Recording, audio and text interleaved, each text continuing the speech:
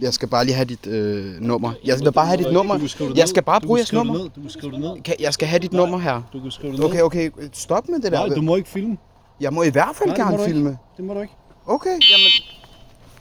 Det må du ikke. Jeg må gerne filme. Det må du ikke. Jeg må gerne filme på offentlig grund. Nej, det må du ikke. Må jeg bede om dit nummer? Ja, det står her. Det må du gerne skrive ned på din telefon i dine noter eller i en besked.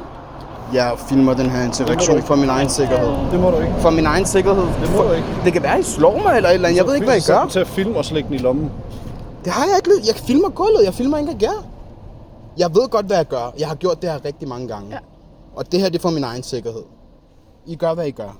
Jeg giver ikke tilladelse til noget som helst. Bare tag dine ting ud af lommerne.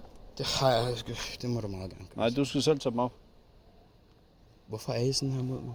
Jeg har været så god mod jer. Jamen, det er jeg har givet jer mit fulde CPR. Jamen, det er vi glade for. Er du ikke sød at tage dine ting Jeg har stoppet for jer.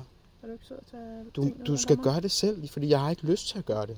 I søger mig uden grund. Hvorfor har du ikke lyst til at tage dine ting ud af lommerne? Fordi jeg føler mig virkelig bange og virkelig truet lige nu. I gør bare, hvad I gør. Jeg er pisse bange, ærligt. Du skal ikke være bange for os. Okay, men det er jeg. Fordi jeg har haft så mange negative interaktioner med politiet. Og jeg gider virkelig... Jeg bad bare om at cykle videre, ærligt. Jeg cykler bare rundt for sjov. Ja, og jeg spurgte endda, hvorfor der var så meget politi her. Ja, det er fordi, der er indbrud, ikke? Det kan jeg godt forstå. Så vi gør det her for alle borgers sikkerhed. Ja, lige alle de biler, der kører i området, dem stopper vi, dem snakker vi med, dem finder vi ud af, hvad de har på sig. Har du noget lommen, jeg kan stikke mig på? Det ved jeg ikke. Det ved du ikke? Det ved jeg ikke.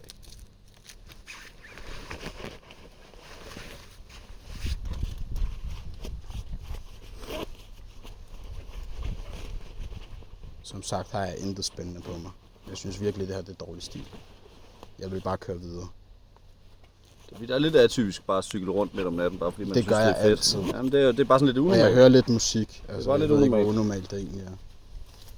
Og jeg har lige købt cyklen ikke så lang tid sådan. Jeg har i hvert fald ikke lavet noget indbrud. Jeg kan også godt vise jer, at jeg lige er kommet hjemmefra. Skal jeg også søge mine underbukser? Det kan jeg ikke.